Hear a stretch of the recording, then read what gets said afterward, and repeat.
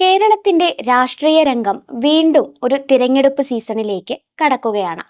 2026 പൊതു തിരഞ്ഞെടുപ്പ് കേരളത്തിന്റെ ഭാവി രാഷ്ട്രീയ ഭൂപടം പുനർരൂപപ്പെടുത്തുന്ന തരത്തിൽ നിർണായകമാകുമെന്നാണ് വിദഗ്ധർ പറയുന്നത്. നിലവിൽ നിലകൊള്ളുന്ന സാഹചര്യം നോക്കുമ്പോൾ ജനങ്ങളിൽ ഭരണവിരുദ്ധ വികാരം ശക്തമായി ഉയർന്നു വരികയാണ്.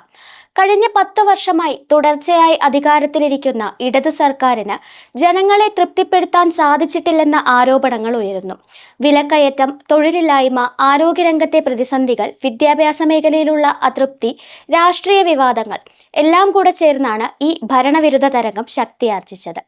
UDF സർക്കാർ അധികാരത്തിലേക്ക് വന്നാൽ ആരൊക്കെ മന്ത്രിസ്ഥാനം നേടും, ഏതെല്ലാം വകുപ്പുകൾ കൈകാര്യം ചെയ്യുമെന്ന ചർച്ചകൾ ഇതിനോടകം ശക്തമായി തുടങ്ങി. UDFനെ സംബന്ധിച്ച് കോൺഗ്രസ് കഴിഞ്ഞാൽ ഏറ്റവും പ്രധാനപ്പെട്ട ഘടകകക്ഷി മുസ്ലിം ലീഗാണ്. 2011-16 ഉമ്മൻചാണ്ടി മന്ത്രിസഭയിൽ മുസ്ലിം ലീഗിന് 5 മന്ത്രിമാരാണ് ഉണ്ടായിരുന്നത്. 2026 UDF വീണ്ടും ഒരിക്കൽ സർക്കാർ രൂപീകരിക്കുകയാണെങ്കിൽ ലീഗിന് വേണ്ടത്ര പ്രാതിനിധ്യം ഉണ്ടാകും. എന്നാൽ മുസ്ലിം ലീഗിനെ സംബന്ധിച്ചിടത്തോളം 2026 പൊതുതിരഞ്ഞെടുപ്പ് 2 ടേം മാനദണ്ഡം കർശനമായി പാലിക്കുമെന്നാണ് അറിയാൻ കഴിഞ്ഞത്. അതിനാൽ തന്നെ നിലവിലുള്ള പല സിറ്റിംഗ് MLA-മാർക്കും ഇത്തവണ സീറ്റ് ലഭിക്കാൻ സാധ്യത കുറവാണ്. എന്നാൽ ഈ 2 ടേം മാനദണ്ഡത്തിൽ നിന്നും 2 നേതാക്കളെ ഒഴിവാക്കിയെന്നും റിപ്പോർട്ടുകൾ പുറത്തുവരുന്നുണ്ട്. ഇതിൽ ഒന്നാമത് PK കുഞ്ഞാലിക്കുട്ടി, രണ്ടാമത് പാർട്ടിയുടെ മുതിർന്ന നേതാവായ MK മുനീർ. UDF മന്ത്രിസഭ രൂപീകരിക്കുകയാണെങ്കിൽ ലീഗിന്റെ ഭാഗത്തു നിന്നും ഇവർ 2 പേരും മന്ത്രിമാരാകുമെന്ന കാര്യത്തിൽ തർക്കമില്ല. കുഞ്ഞാലിക്കുട്ടി മുൻപ് തന്നെ വ്യവസായ വകുപ്പ് കൈകാര്യം ചെയ്ത അനുഭവസമ്പന്നനാണ്. കേരളത്തിൽ മികച്ച വ്യവസായ മന്ത്രിയായി അദ്ദേഹം അറിയപ്പെടുന്നു. അതിനാൽ തന്നെ വീണ്ടും അധികാരത്തിലെത്തുകയാണെങ്കിൽ വ്യവസായവും IT വകുപ്പും കുഞ്ഞാലിക്കുട്ടി ഏറ്റെടുക്കുമെന്ന കാര്യത്തിൽ രാഷ്ട്രീയ ലോകം ഏകകണ്ഠമാണ്. MK മുനീർ 2 വട്ടം UDF മന്ത്രിസഭയിൽ അംഗമായിട്ടുണ്ട്. ആദ്യവട്ടം പൊതുമരാമത്തും 2ാം വട്ടം തദ്ദേശ ഭരണ വകുപ്പുമായിരുന്നു. കേരളത്തിലെ ആരോഗ്യ വകുപ്പ് നോക്കുമ്പോൾ ഒരുപാട് വെല്ലുവിളികൾ നേരിടുന്ന ഒരു മേഖലയാണ്. അതുകൊണ്ട് തന്നെ കോൺഗ്രസ് കൈകാര്യം ചെയ്തു പോരുന്ന ആരോഗ്യ വകുപ്പ് ലീഗിന് വിട്ടുകൊടുക്കുന്നത് കൊണ്ട് MK മുനീർ തന്നെ കൈകാര്യം ചെയ്യാൻ സാധ്യതകൾ കൂടുതലാണ്. അതിനാൽ ലീഗ് കൈകാര്യം ചെയ്തു വരുന്ന തദ്ദേശ വകുപ്പ് കോൺഗ്രസ് ഏറ്റെടുക്കാനും സാധ്യതയുണ്ട്. കോൺഗ്രസിനെ സംബന്ധിച്ച് ഏറ്റവും പ്രധാനപ്പെട്ട മറ്റൊരു ഘടകകക്ഷിയാണ് കേരള കോൺഗ്രസ് ജോസഫ് ഗ്രൂപ്പ്. കേരള കോൺഗ്രസ് ഗ്രൂപ്പിൽ നിന്നും മന്ത്രിയായി വന്നിരുന്ന പാർട്ടി ലീഡർ കൂടിയായിരുന്ന PJ ജോസഫ് ആയിരുന്നു. എന്നാൽ 84 വയസ്സുകാരനായ PJ ജോസഫ് 2026 പൊതുതിരഞ്ഞെടുപ്പിൽ നിന്നും വിരമിക്കുമെന്നും പകരക്കാരനായി തന്റെ മകൻ അബു ജോസഫിനെ തൊടുപുഴയിൽ മത്സരിപ്പിക്കുമെന്നാണ് അറിയാൻ കഴിഞ്ഞത്. അങ്ങനെ ഒരു സാഹചര്യം ഉണ്ടായാൽ ജോസഫ് ഗ്രൂപ്പിന്റെ പ്രതിനിധിയായി 2026 പൊതുതിരഞ്ഞെടുപ്പിൽ UDF മന്ത്രിസഭ രൂപീകരിച്ചാൽ മന്ത്രിസ്ഥാനം ലഭിക്കാൻ പോകുന്നത് പാർട്ടിയുടെ സീനിയർ മോസ്റ്റ് MLA ആയ കടുത്തുരുത്തിയുടെ ജനപ്രതിനിധി കൂടിയായ മോൻസ് ജോസഫിനാണ്.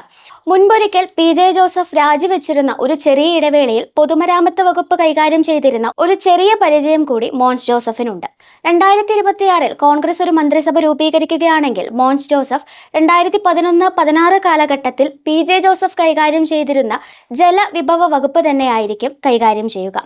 നിലവിലെ പിണറായി സർക്കാരിന്റെ 2ാം മന്ത്രിസഭയിൽ ഇപ്പോൾ ഈ വകുപ്പ് കൈകാര്യം ചെയ്യുന്നത് കോൺഗ്രസിന്റെ മാണി ഗ്രൂപ്പിലെ റോഷി അഗസ്റ്റിൻ ആണ് എന്നുള്ള കാര്യം പ്രത്യേകം പരിഗണിക്കേണ്ടതുണ്ട്.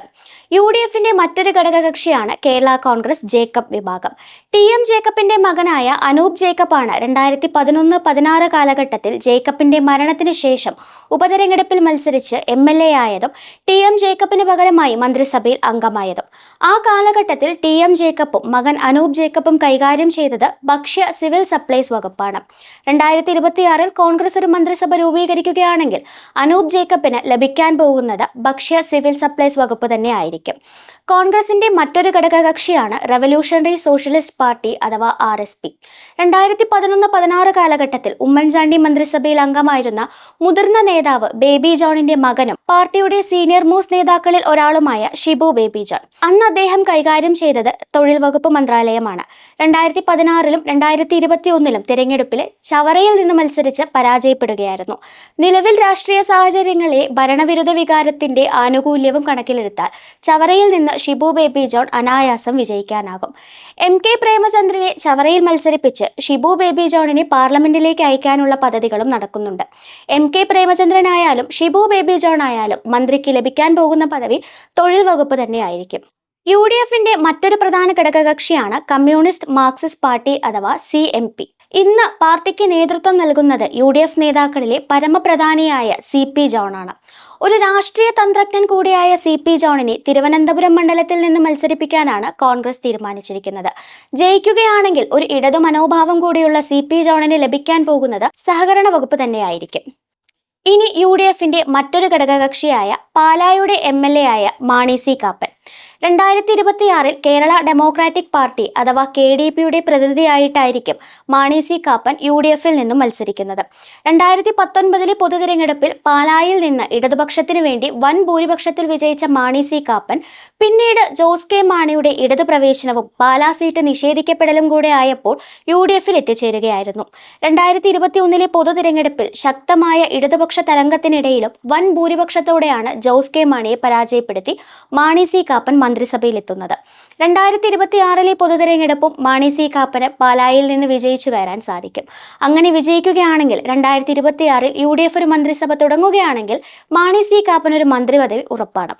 അദ്ദേഹം ഒരു നല്ല സ്പോർട്സ്മാനും സിനിമാ അഭിനേതാവും സംവിധായകനും നിർമ്മാതാവും കൂടിയാണ്. മാണി സി കാപ്പന് ലഭിക്കാൻ പോകുന്ന പദവി സ്പോർട്സും കലാസാംസ്കാരിക വകുപ്പുമായിരിക്കും എന്നത് സംശയമില്ല. അവസാനമായി UDFന്റെ ഔദ്യോഗിക ഘടകകക്ഷി അല്ലെങ്കിലും അഫിലിയേറ്റഡ് പദവി അലങ്കരിക്കുന്ന RMP ആണ് ലിസ്റ്റിലേക്ക് അടുത്തതായി ഉയർന്നു വരുന്നത്. RMPയുടെ പ്രതിനിധിയായി വരുന്നത് വടകര മണ്ഡലത്തിൽ നിന്നുള്ള TP ചന്ദ്രശേഖരന്റെ വിധവ കൂടിയായ KK രമയാണ്.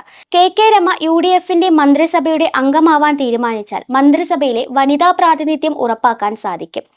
KK രമ മന്ത്രിയാവുകയാണെങ്കിൽ വനിതാ ശിശുക്ഷേമ വകുപ്പായിരിക്കും അവർക്ക് നൽകാൻ പോകുന്നത്.